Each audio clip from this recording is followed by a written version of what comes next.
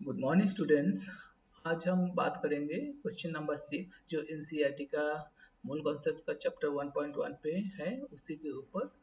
और इधर क्वेश्चन है कि calculate the concentration of nitric acid in moles per litre in a sample which has a density 1.41 gram per ml and the mass percent of nitric acid in it is being 69%.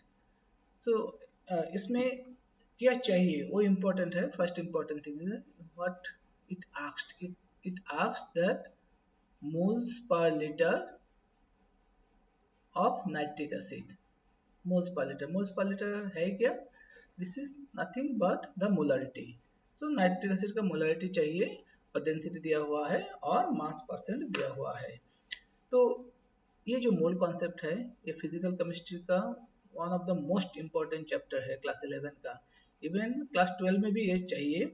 और ये mole concept है ना, ये सिर्फ इधर ही नहीं, आगे जाकर भी ये मोल कॉन्सेप्ट का जो डिफरेंट फार्मूलास है ये एप्लीकेबल होंगे फिजिकल केमिस्ट्री का चैप्टर में। और ये सबसे इम्पोर्टेंट चैप्टर है फिजिकल केमिस्ट्री का क्लास 11 में।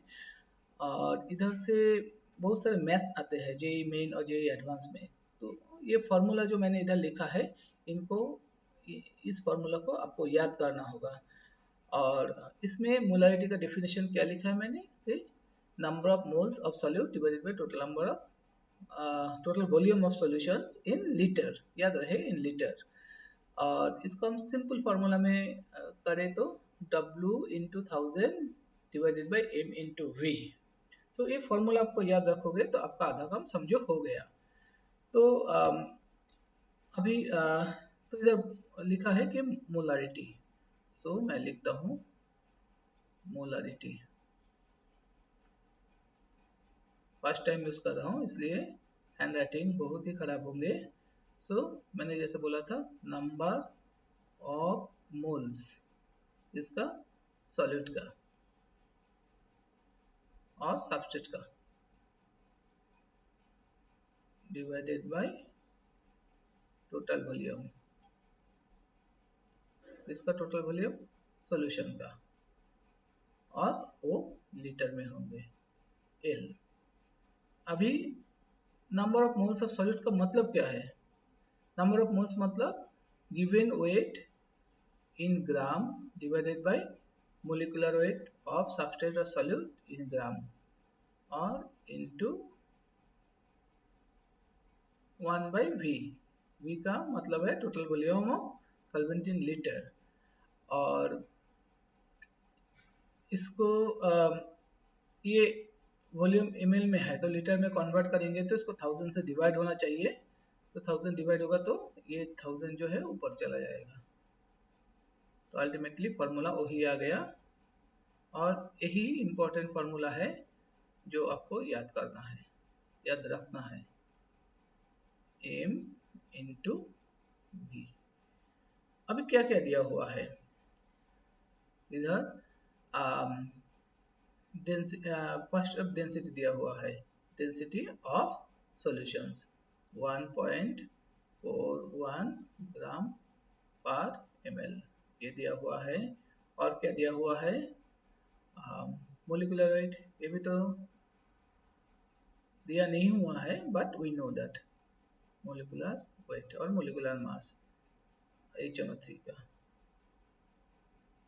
HNO3 तो कितना है 1 plus 14 plus 48 equal to 63।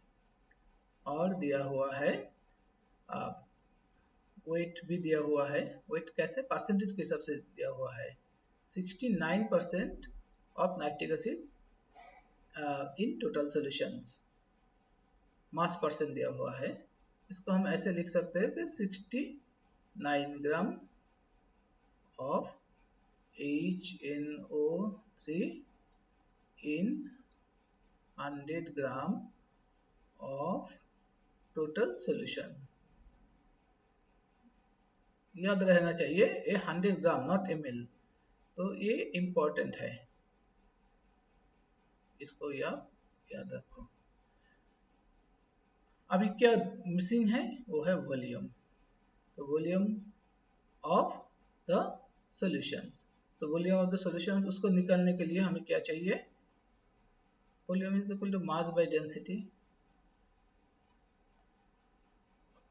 Wait दिया हुआ है 100 ग्राम, क्योंकि अगर 69 ग्राम इधर कैलकुलेट करें तो 100 ग्राम वेट होगा, टोटल वेट ऑफ सॉल्यूशन होगा, और डेंसिटी होगा 1.41 ग्राम पर ml।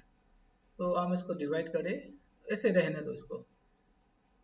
सो अल्टीमेटली मोलारिटी कैसा, मोलारिटी इक्वल टू W की जगह हम मैं लिख सकता हूँ 69, अभी हम यूनिट नहीं लिखेंगे, कॉम्प्लिकेटेड हो जाएंगे, इनटू 1000, और ये 63 आ जाएंगे मोलिकुलर वेट, इनटू 100 बाय 1.41,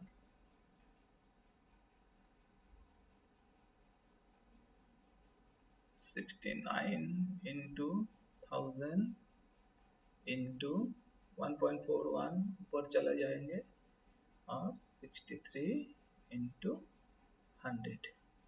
तो इसको आप सही तरह से कैलकुलेट करोगे तो आपको आएगा 15.44, जो मैंने ऑलरेडी कैलकुलेट करके रखा है, ये मोलर आएगा, मोलर। तो यही है आंसर। तो इसको आपको याद रखना है, और सिमिलर क्वेश्चन भी अगर आएगा तो इसी फॉर्मूला के साथ आप उसको सॉल्व कर सकते हो। यही फॉर्मूला के साथ आप उसको सॉल्व कर सकते हो। Thank you so much.